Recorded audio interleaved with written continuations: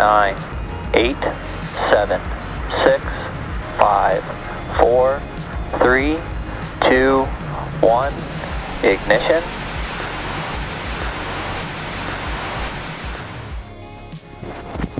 How's it going? All right, so this week a little different video.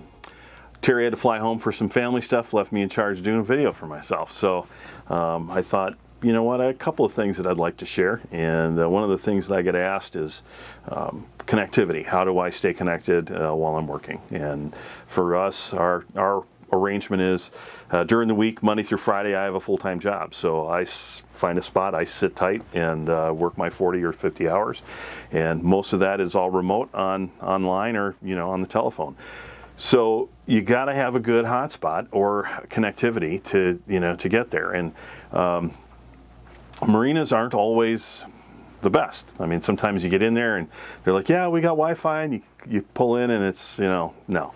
They have Wi-Fi, but it's like, you know, 3 down, maybe 1.5 going up, and that's if you can get on, because there's a lot of people. I mean, some marinas got, you know, 1,000 boats, and half of them are connected to the internet. So one of the things before we left, I started looking around trying to find a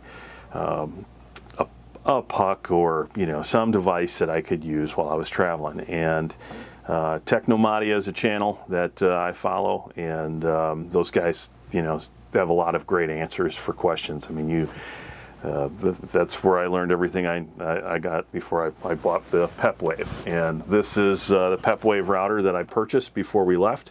And I think I bought it about a month before we actually got off on the trip, because I wanted to check it out and see how it works. But this thing kind of, it's grabs a Wi-Fi signal, it'll rebroadcast it within the domain of your boat, or, you know, around. It's just, you know, it's like a repeater. And it also holds a slot here for 2 different cell cards. So it works out pretty well. We put a Verizon card in one side. I didn't fill the other side. I was going to go like T-Mobile or somebody like that, but a lot of guys, they'll use 2 different ones because they have service in an area that they don't in the other, but Verizon is pretty good. I know a lot of times guys are looking at the cost of the cell plans, and T-Mobile's got some packages out for unlimited data for like $50. Well, we have 150 gigabytes that we pay for, and I think costs us $80. And there's probably some better plans out there now, but when I went down the river, this thing worked 98% of the time. There were a few spots that we got into that you get just away from population or a cell tower too far, and it's not going to work for you. So but you know what? Beggars can't be choosers. I mean, this thing worked, you know, far greater than our telephones worked, and you know, you could send a text while you're going out across the lake. It was very nice. When we were crossing Lake Michigan, going back and forth, I think we were 10 or 12 miles offshore, and I had some cell you know, signal from this thing, and I was able to send a text message. I don't think we could talk on the phone, but it worked pretty well. So that being said, this is what got us to Florida, and we were, I think, 2 months. Everything we used was either Wi-Fi in a marina or we were traveling. So we got down to Florida, and one of the things that was up and coming was StarLink, and StarLink came up with a kind of a standalone deal. So the dish is a little square dish, and I'll show it to you in a minute, and it plugs in the bottom along with the power cord. That's it.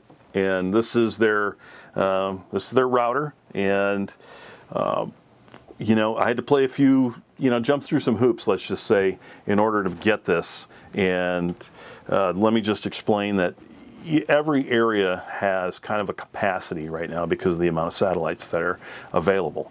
And in Florida, I would have had to wait till like 2023, but because my Wisconsin address, there was some availability in that area, I bought it through my Wisconsin address, and they shipped it to me in Florida.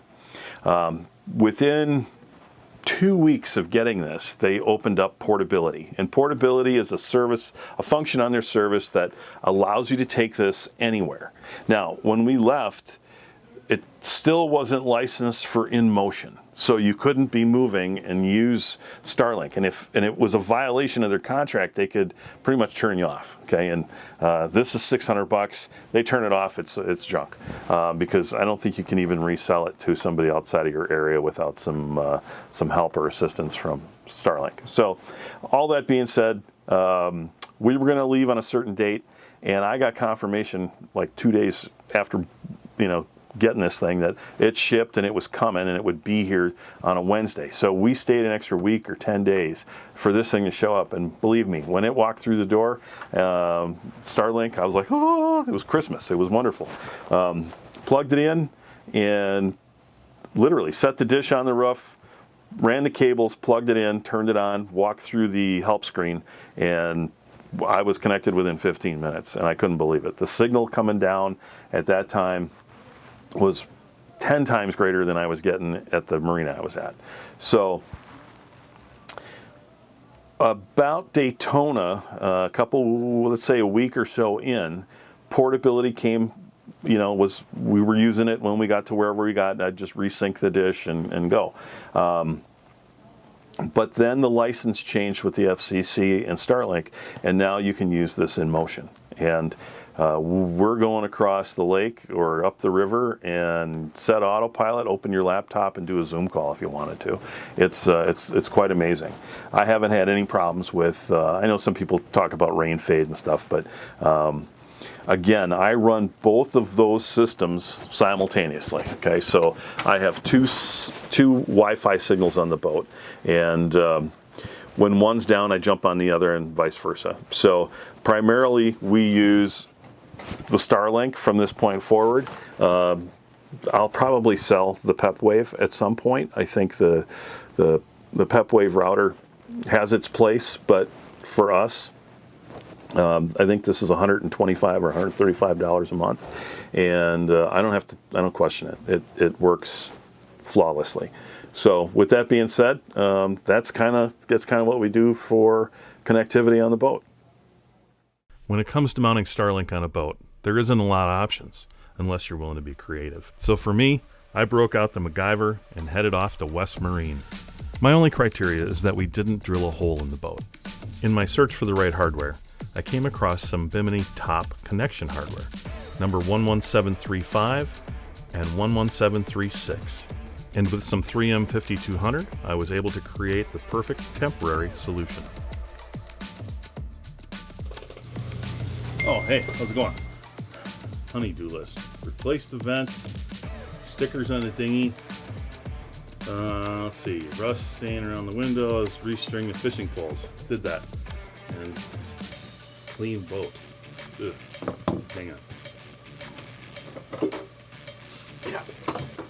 Alright, time to get out the power washer and a bunch of other junk. Anyway, so if you like the video, give me a like and a thumbs up, and if you want to stick around and watch, I did a comparison check, and I'll throw that on the tail end because it's kind of boring, but at least you get a fair idea of what StarLink looks like compared to cell service. And it's double, but it's not as great as it used to be, but they're putting up new satellites every day, and I think they put up 52 last week. So anyway, thanks for coming and watching, and have a great week. All right, so in the purpose here, I want to show you the comparison on speed between the two routers. One router is going to be our cellular Wi-Fi router, which we can tie into marina Wi-Fis or hotspots that we find along the way. And it also has the Verizon cellular card, and we have a 150 gigabyte plan, which is about good for a 15-minute Zoom call. And we also have the StarLink router, and it's independent. I could tie them together, but I kept them separate so that if you got into a situation where one was working and one wasn't, you could switch between them without having to go into the interface. So right now we're tied into Matoaka, which is the cellular router. And if I opened up a speed test, right now connected to the cellular router, which is Verizon. You can see right here, that's the IP address. We got 15 coming down approximately, and in a second it will go for the upload test. So today, not so bad. All things considered, 12 down, 10 up is I'll take that any day. But the cell card doesn't always work when you're off the dock or offshore 5 or 6 miles. You're going to experience some connectivity problems. Where the StarLink, it doesn't really matter. There's some areas out on the ocean that they're segmented off for their commercial service, but primarily for the boating that you're going to do cruising along the coastline, you should have connectivity depending on your location. I mean, sometimes you get into a big area and it's congested, so it'll be a little slower. So back to the cell test, I'm going to go do a different page here so we can compare them. But now we're connected to the StarLink.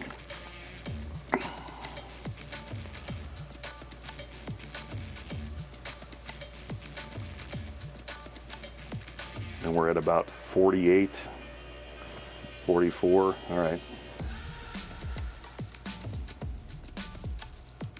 So we got 42.31 on the download and about, say, 15 on the upload. So that fluctuates. I've seen it as high as 180 down, but here we're in a little area outside of Detroit, so it's not so bad. But anyway, that's the speed comparison test. So that was the cell card, and this is the StarLink.